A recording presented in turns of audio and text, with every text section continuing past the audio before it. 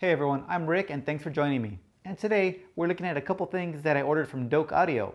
So let's jump on in, and the first thing is going to be a speaker switcher and VU meter. Now if you're a subscriber and have watched some of my older videos, you'll know that I already own a speaker switcher with UV meters. This is the NeoHippo ET30. I got this unit in about a year ago. And the problem with that is that in under a year, this unit has gone bad on me. Not once, but twice. Now while I really did love this unit at the beginning, I did have to put a note on my video on this NeoHippo ET30, and I have to say that I cannot currently recommend this unit because of my personal experiences with it. Now granted, with testing equipment, I do unplug and plug in more than somebody might if they only own 2 sets of speakers or 2 amps. However, for 2 units to go bad on me within a year is a bad sign. The first unit went out on me a few months back and the VU meters just randomly stopped working. I did reach out to NeoHippo and they did send me the second unit. Now the second unit went bad on me about a month ago, which led me to the purchase of the Douk VU3 Pro. Now the second time around, the left channel on amp A just suddenly stopped working. No matter what I did, I couldn't get it to work. I tested everything else was fine, but I simply can't test equipment with one channel not working. I did open up both of these NeoHippo ET30s and I did notice that on the first unit there was a silk screen of revision 1.0, whereas on the second unit there was a silk screen of revision 1.1. So going forward, I'm recommending the Douk VU3 Pro unless something might happen to this unit. But for sure guys, I'll let you know. And let me know what you think about the problem with this unit, if you've had any other experiences with it yourself, and also let me know if you think I should remove my video from YouTube on my review about this unit because I did give it a positive review. So on to the VU3 Pro. The VU3 Pro basically has the same features as the NeoHippo. It's a little bit deeper in size and maybe a few millimeters more narrow, but the front side is going to have those great VU meters. The buttons are real nice and solid. You get one extra color on this unit, 35 colors versus 34 colors on the NeoHippo. And you do have that sensitivity knob and a gain knob, as well as the center button is going to be on and off. It'll change your colors of the VU meters with 4 levels on the brightness and an off. So we get 5 levels on the brightness. 1 is an off, 2, 3, 4, 5. So plenty of brightness there.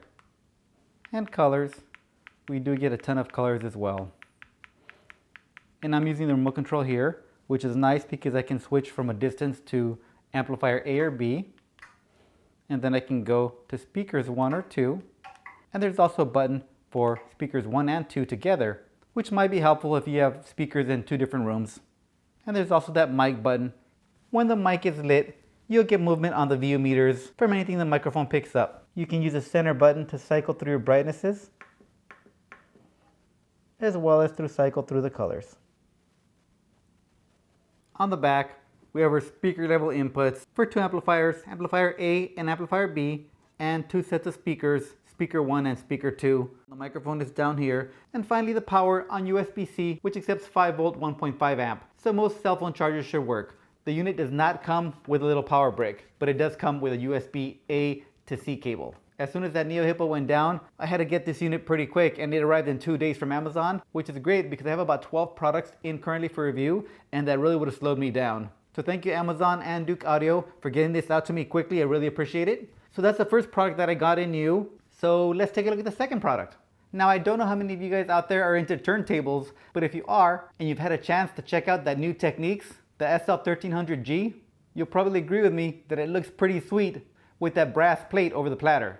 That brass plate adds a little bit of weight over the die-cast aluminum platter of the SL1300 to help with vibration reduction. So while I was looking for a VU meter over on Douk's website, guess what else caught my eye? This is the Douk Audio Brass. They call it a turntable mat, but I will call it more of a platter weight. And we have a 1.2 kilogram weight. It's 2 millimeters solid brass, very nicely CNC cut. The material is H59 brass. I'm not very familiar with that, but I know it has around 60% copper. But this guy right here did wonders for my turntable setup, and I really do love it. So what I have for everybody on the next companion video is I will have a track playing with this platter weight as well as without it, so you can hear the differences. But I'll tell you right now, for my setup on a Cambridge Audio Alva ST with an Ortofon 2M Black, the bass got clearer and deeper and the mid-range vocals gained a little bit of detail. So for $80, in my opinion, a well worth investment if you have a turntable in that category. Unfortunately, you can't make a blanket statement with something like this on a turntable because there's such a wide range of turntables. If you already have a turntable with a ton of mass on your platter, then this might not do anything for you. And vice versa, if you have something very lightweight where the extra weight of the platter might affect the motor, well then you might have negative results. So it's one of those things where you can't really say if it's best for every situation, but it's worth a try if you have a turntable of, I'd say, about $350 and above. Now, if you're not sure if your turntable could handle the extra weight, I'd recommend emailing the manufacturer and say, hey, I have a platter weight that comes in at 1.2 kilograms. Would that work out? And they should be able to let you know. But over on my Cambridge, not only does it sound great, I personally find that it adds a little bit of class to the look of a turntable itself. Now again, this guy comes in at 2 millimeters, so that does shift the vertical tracking angle just a bit on my turntable. Now on my Alva, that's not adjustable, so I'm getting about a half a degree difference on that turntable. Now that could possibly be what I'm hearing the difference is, but I'm leaning more to the effect of the platter itself. Now what I could do to adjust that VTA would be to switch over my rubber mat. That rubber mat is coming in at 5 millimeters, and I simply could get a mat at 3 millimeters to compensate for the extra height of these 2 millimeters right here, and that'll put me back at the same position. And that would probably only run me about $15.